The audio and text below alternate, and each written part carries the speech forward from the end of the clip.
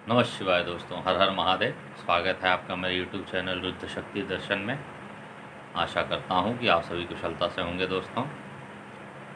और ये वीडियो जो मैं बना रहा हूँ दोस्तों, ये भी आदिशक्ति माँ जगदम्बा माँ सती के अंशावतार श्री ज्वालामुखी माँ के ऊपर बना रहा हूँ दोस्तों। ये 51 शक्तिपीठों में ये भी माँ की ज्योति रूप में जो निवास करती हैं हिमाचल में, उन्हीं का नाम है माँ ज्वालामुखी। उनको माँ जोतावाली भी कहा जाता है और नगरकोट भी कहा जाता है। तो ये माँ जो हैं, ऐसा कहा जाता है कि माँ सती का जीव जहाँ गिरा था, जीवा जहाँ माँ का गिरा था, उसी स्थान पे माँ ज्वालामुखी उत्पन्न हुई। और इसकी रक्षा स्वयं देवादिदेव महादेव काल भैरव के रूप में करते हैं, उग्र रूप में। क्योंकि माँ का जो रूप है यहाँ पे उग्र है, ज्वाला रूप में है, इसीलिए महादेव देवादिदेव शिव शंकर भी काल भैरव के उग्र रूप में ही रक्षा करते हैं इस शक्तिपीठ की। तो दोस्तों, बहुत ही प्रभावशाली शक्तिपीठ है और इसके बारे में कई रहस्यमय जानकारियाँ और रोचक जानकारियाँ आपको देना चाहूँगा, जो कि आपको कहीं भी नहीं मिलेगा दोस्तों। पहली जानकारी तो ये कि यहाँ पे 9 ज्योति अपने आप उत्पन्न होती हैं धरती के अंदर से, और इस पर कई वैज्ञानिकों ने बहुत ही शोध किया। देश विदेश हर जगह के वैज्ञानिकों ने बड़ी लंबी सुरंग और नहरें खोद करके पता करना चाहा कि कहीं प्राकृतिक गैस के चलते तो ऐसा नहीं है या कोई तेल तो नहीं है। लेकिन वैज्ञानिकों को कुछ निराशा ही हाथ लगी, उनके हाथ कुछ नहीं लगा। और ये दैविक शक्तियाँ हैं। मनुष्य व्यर्थ ही इन सब चीज़ों में अपना समय गंवाता है। अरे वो जब चाहेंगी तभी आप कुछ कर सकते हैं, और जब उनकी इच्छा नहीं होगी तो आप कुछ नहीं कर सकते। बस यहीं चूक कर जाता है मनुष्य, अपने को भगवान से भी ऊपर समझने लगता है और उन पर रिसर्च करता है। तो अभी तो माँ अहित नहीं करती, अभी इनको बस कहती हैं कि ढूंढते रहो मेरे को, और वैसे ही ढूंढते ढूंढते लोग पस्त हो जाते हैं। और जो ज्ञानी और महापुरुष हैं, सिद्ध पुरुष हैं, वो समझ जाते हैं माँ की महिमा और माँ के चरणों में अपने आप को समर्पित कर देते हैं। माँ उन्हें अपने पुत्र की तरह उठा लेती हैं और जो भी सिद्धियाँ देनी होती है माँ दे देती हैं, जैसे कि उन्होंने बाबा गोरखनाथ को दी थी। वहीं पे कुंड है जिसे गोरखनाथ डिब्बी कहा जाता है। इसके पीछे एक कहानी है कि एक बार बाबा गोरखनाथ वहाँ गए थे, माँ के दरबार में कई सिद्धियाँ सिद्ध की थी उन्होंने, माँ की कृपा से उनको सिद्धियाँ मिली थी। तो उन्होंने कहा माँ से कि माँ, मैं अभी भिक्षा मांग के आता हूँ भोजन बनाने के लिए, आप ज़रा पानी गर्म रखना मेरे लिए। और बाबा गोरखनाथ चले गए वहाँ से और आना भूल गए वहाँ पे। तो एक कुंड में आज भी भाप उत्पन्न होता रहता है, लेकिन उसमें का पानी बहुत शीतल होता है। लेकिन जब आप देखेंगे तो लगेगा उसमें से भाप निकल रहा है। तो उसको गोरखनाथ डिब्बी कहा जाता है। और दोस्तों, यहाँ पे 2 कहानियाँ प्रचलित हैं। एक ध्यानु भगत हुआ करते थे अकबर के रीजन में, जो सम्राट अकबर थे उन्हीं के रीजन में ध्यानु भगत भी थे, और बहुत ही परम भक्त थे माँ के ध्यानु भगत जो थे। वो एक बार अपने पूरे गांव के भक्तों को लेकर माँ के दर्शन के लिए हिमाचल में प्रस्थान कर गए। लेकिन उतने बड़े जत्थे को देखकर अकबर के सैनिकों ने उनको रोक दिया और उनको पकड़ करके महाराज अकबर के पास ले गए। अकबर ने कहा कि तुम्हारी माँ में इतनी शक्ति है तो मेरा एक काम करके दिखाएं। तो ध्यानु भगत ने कहा कि आप जो कहिए वो माँ सिद्ध कर सकती हैं मेरी, उनके लिए कुछ भी असंभव नहीं है। तो जिस घोड़े से ध्यानु भगत जा रहे थे उस घोड़े की गर्दन काट दी उन्होंने, अकबर के सैनिकों ने, और कहा कि अब तुम्हारी माँ में शक्ति है तो इस घोड़े को जीवित करके दिखाएं। तो ध्यानु भगत ने कहा कि मुझे एक अवसर दिया जाए कि मैं माँ के दरबार में पहुँच जाऊँ, और तब तक आप मेरे घोड़े के शरीर और सिर को सही से संभाल के रखिएगा।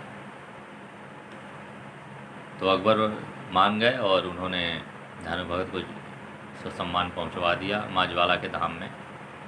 वहाँ जाकर माँ ज्वाला के धाम में ध्यानु भगत ने माँ से प्रार्थना की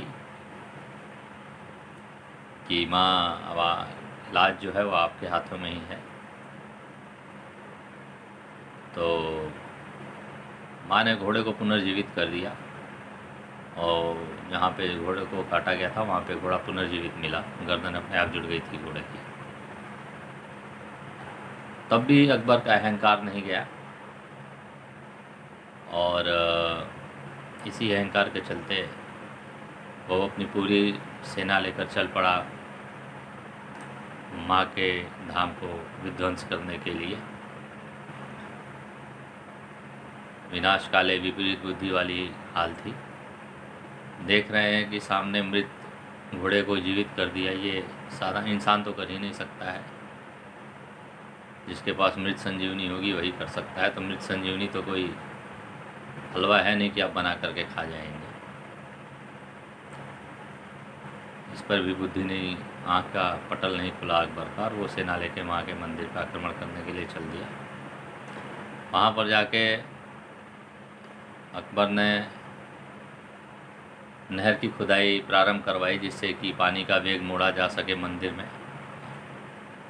लेकिन नहर की खुदाई असफल रही उनकी, और उनका प्रयास भी व्यर्थ ही गया, वो कुछ नहीं कर पाए। पानी उठा करके मंदिर के ज्वाला, माँ के जो ज्वालाएँ निकल रही थी उस पर पानी फेंकवाया सैनिकों द्वारा, लेकिन पानी के ऊपर भी ज्वाला, पानी को चीरते हुए ज्वाला, माँ की ज्वाला जो थी वो प्रज्वल होकर जल रही थी। तब जाकर अकबर की बुद्धि खुली और वो माँ के चरणों में साष्टांग गिर के प्रणाम करने लगा, और बड़े ही श्रद्धा से वो 50 किलो सोने का छत्र चढ़ाया उसने माँ को। लेकिन माँ ने उसे स्वीकार नहीं किया, और वो छत्र वहीं पे खंडित होकर रह गया। और वो छत्र मैंने सुना है कि आज भी वहाँ पे देखने को मिलता है। पता नहीं कौन से पदार्थ में चेंज हो गया कि मिट्टी बन गया, मैं तो जानता नहीं, लेकिन ये मानोगे कि छत्र खंडित हो गया था अकबर का, माँ ने स्वीकार नहीं किया था। उसी दिन के बाद अकबर माँ का परम भक्त बन गया, और ध्यानु भगत की भी चर्चा बहुत दूर तक होने लगी थी। और एक समय ऐसा है कि जब ध्यानु भगत को अपना गला काटना पड़ा था अपनी भक्ति सिद्ध करने के लिए, और अंत समय में उन्होंने भक्ति सिद्ध करने के लिए अपना गला काट लिया। और जब गला काट लिया तो गला काटते ही माँ स्वयं प्रकट हो गई, और उन्होंने अपने हाथों से वो ध्यानु भगत का गला धड़ से जोड़ दिया, और ध्यानु भगत माँ का जयकारा करते हुए पुनर्जीवित हो गए। तो ये है माँ की शक्ति।